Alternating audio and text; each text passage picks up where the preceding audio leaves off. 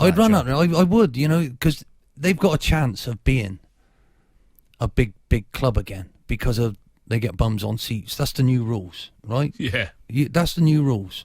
QPR would love to have 30, 40,000 fans a week. They can't get it in their ground. Mm-hmm. So if you want to be a big club, you've got to have the capacity to bring those supporters in. The support themselves are outstanding. I met them 2 or 3 years ago when my wife Kim went up there and we did tried to raise some money for it was just a local working men's club for a boy who was very ill.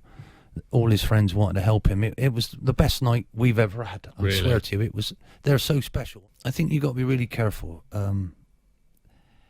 How many supporters would have known who Jose Gomez was before he got the job? How many supporters would have known who Nuno Espirito Santos was before he took the Wolves job? So, yes. And the thing is, not all of that works.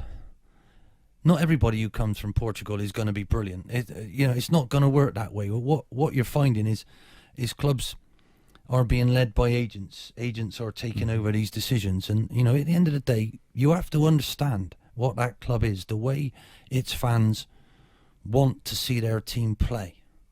Not everybody wants to play out from the back, see goals given away all the time. It's about getting the balance right, And if you look at Burnley with Sean Dyche, look at the wonderful job he's managed to do there, and basically there's different ways to play, and the problem with Reading, they couldn't follow up on Jaap Stan's wonderful first season. Absolutely outstanding first season. They lost in the playoffs and they sacked him the start of the next season. Yeah. And how can you follow that really? Because the way they did play, the way he had those players playing was difficult to describe, and it was very difficult to play against. Yeah. So, at the end of the day, Reading, if you look at the size of the club, if you look at the catchment area, the ground, it's thumbs up all round, isn't it? Well, we've played 11 games. And it's a marathon, not a sprint. If it was a sprint, he'd be struggling. But it's a marathon. So, I watched him coach, and I loved it. I absolutely loved it. He's a little bit of the old Real Madrid in there. I think it was a bit of the defensive brain that he has and the playing out that he has. How much would he be worth right now if he was fit? Oh, he was a player before his time, wasn't he? Unbelievable. Yeah. But, and I know Tony Pulis, who's a great friend of mine, and he rates Jonathan really, really highly. You have to get them to buy into what your club means to you. And he's doing it the hard way. He loves Middlesbrough. He's always loved Middlesbrough, and he's trying to manage them. I had that with Bristol Rovers too. It nearly killed me. Right? Must be the hardest ask. You blame yourself for absolutely everything all the time. And the only reason I ended up seeing 5 years at Bristol Rovers, because I had a blue contract, and a blue contract was a player's contract because I was a player manager.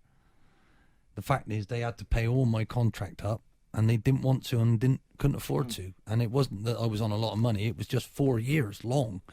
So they made a massive mistake, but that let me cut my teeth. At the end of the day, the habit of getting rid of managers, I think, is wrong.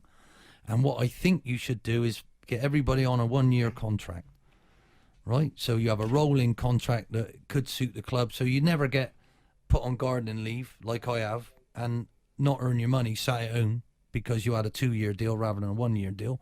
That would hurt the club. If the club deserved to give you that, they wanted to give you that, they believed you at first, but then they lose belief after a while and get rid of you. So what I'm saying, the rules, you can't get rid of a player during his contract. Once the window's shut now, he's still there. What if he's playing awful? You can't get rid of him. So what I'm saying, open up these windows, let these managers deal, and let us in our country deal the way we used to deal. Nothing wrong with us. And make sure managers, if they start the season, they finish the season. So you have to be together in what you're doing, because you're undermining them every time you open your mouth. Even if, I like him and he's going to be staying, that's the old poison chalice sometimes, isn't it? So I'm saying, and I know we're going to get loads of calls about it, but I truly believe this, right? So you sign a 1 year deal, there you go. And when you can't get rid of them, because you should commit to what you're talking about, because things can turn round, and they very often do in football, right? And I can point out loads and loads of times where Sir Alex Ferguson, in his first 4 years at Manchester United, did he win anything? No. Yeah. Would he survive now? and we'd have missed out on one of the best managers, if not the best manager ever.